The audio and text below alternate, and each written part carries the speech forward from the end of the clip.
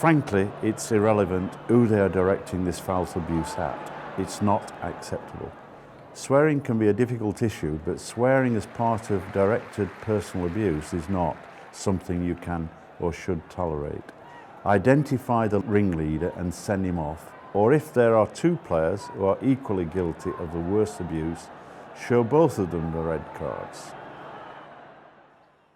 Welcome back to the Ref Show. Just Mark, Halsey and myself this week, but he qualifies, he's a former player, so he can cover both roles. We talked in the first half about hailstorms and flares disrupting proceedings at Euro 16. We've had the equivalent here in the studio, because what you won't have spotted in the first half is that the players had to be taken off the field because we had a light explode on us. But you never noticed that, did you?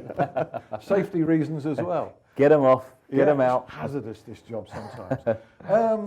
Mark Clattenburg, let's kick off and talk about him. He's had 2 games, and by common consent, he's been absolutely excellent. You rate him, I think, the outstanding referee so far at the tournament. Do you? Yeah, I think so. I mean, I think he has been outstanding. He really has. His recognition, as I said in the first part of the show, that his recognition of, you know, foul, non-foul, careless, reckless, has been absolutely outstanding. And also, you know, it's just not Mark. I mean, if you look at Rizzoli, Felix Breisch, who I think has done ever so well. I thought he refereed the Wales-England game superbly. One yellow card, one reckless challenge. Bang! He stamped his authority on the game. You know, because it was always going to get tougher as the game went on. And you know, he set his benchmark. He dealt with it. And I thought he refereed the game very well. I thought Rizzoli as well has refereed very well. And these are top referees. These guys referee in the best leagues in the world.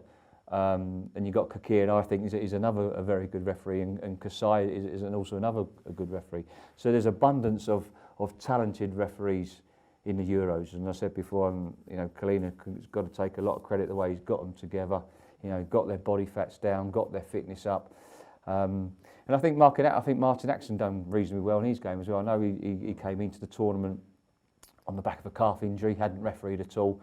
I think it showed in his game a little bit of match fitness wasn't what it should be. Let's hope that Martin gets another game as well.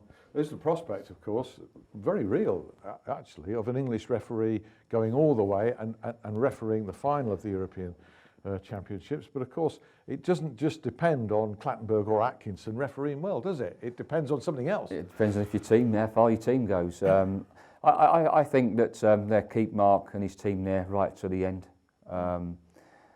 because you want your best referees refereeing the best games. And if England are in one semi-final, they may keep Mark to referee the second semi-final, or they might just keep him out to see what happens with England. But as I say, it's very difficult as a referee and as a fan, because obviously fans want their team to do well. They want their team to go to the final. It lifts the nation. You know, it lifts everything. It lifts everybody around the country, and obviously no one's worried about an English referee. You know, so Mark will want the nation, the country, the nation to do well. So you know, but you put your own sort of things on the back burner. But Mark will deep down be thinking, you know, what will be, will be. Yeah, it must be an awkward one. I remember Howard Webb in South Africa World Cup 2010 when he went to the final, and he had this squirming sort of situation where he wasn't sure whether he wanted England to win or lose, because that would send him on as a referee. But anyway, we'll come to that when we come to it.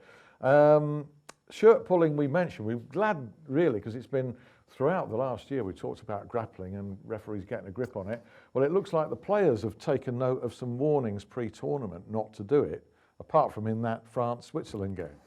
Yeah, I think, you know, referees have been eagle-eyed. They've been managing situations as well, and you can see them. They've been going in there. They've been talking to players, and their body language has been tremendous.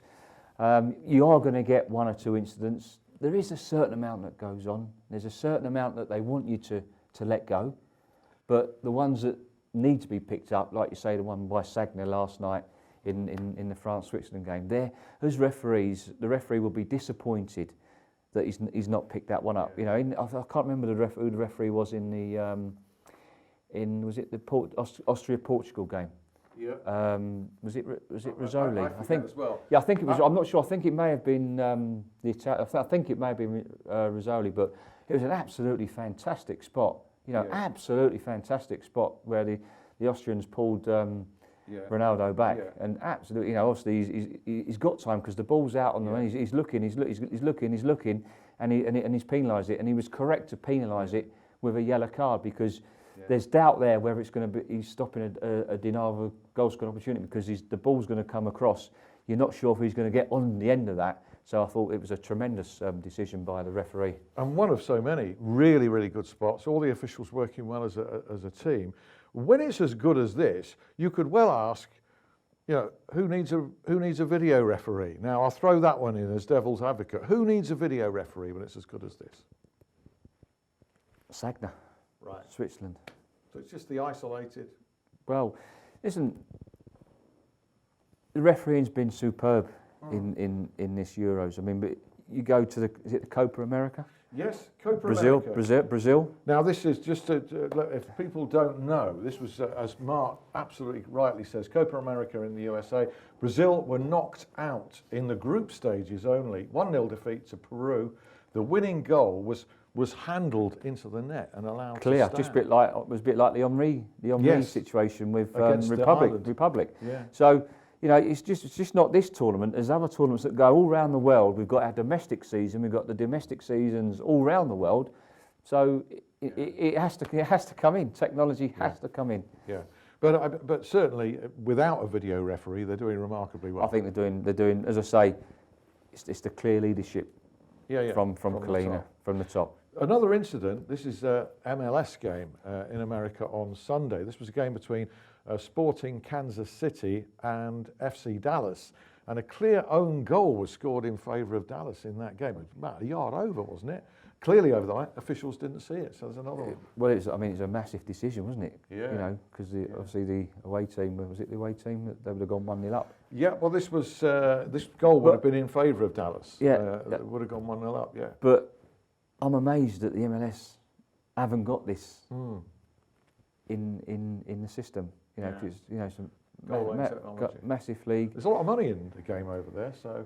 You know, I think was it 350,000 pound to install it at the stadiums. Yeah, doesn't seem a lot, does it? No, it doesn't. No. But I don't think you can blame the officials on that situation because he's clearly not in line, and you have to be in line to judge whether the ball's gone over line. And the keeper would be hiding that from the official if he was there anyway. So it's only really obvious when you watch it on replay. And from behind the goal, and obviously we don't officiate from behind the goal.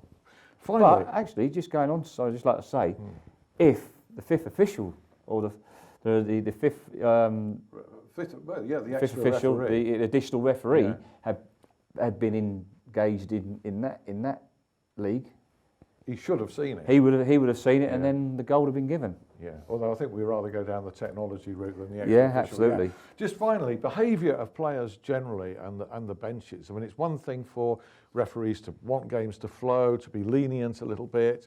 They can easily be taken advantage of, but it strikes me that hasn't happened so far. No, and that's because their accuracy in the decision making. Yeah. With their foul, non-foul, careless, reckless challenges, leads the players to trust the referee and respect him because it's about, as I said, getting the small decisions right, leads you on to getting the big decisions right. I mean, you look at Mark Clattenburg in the Czech Croatia game, 2-2. I mean, the handball. I mean, what a decision that was! Yeah, what a great spot. Yeah. But he cautioned the player to let everybody know that what a great decision it was, and he had no dissent whatsoever.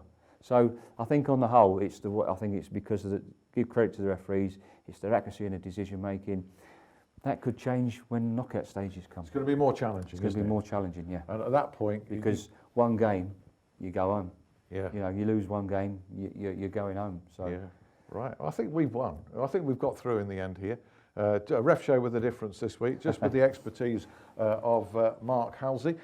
Do rejoin us next week when I'm sure that we're going to have a lot more to discuss from Euro 16 because we will be getting on to the knockout stages. And good luck to England tonight against Slovakia. Some of you may well have seen or will see the England game before you see the ref show, but nevertheless, it's almost certain as we speak here that England are going on, and we hope they do well. Absolutely. They get some fearful stick if they don't, so it's only fair we praise them when they're still in it and doing well.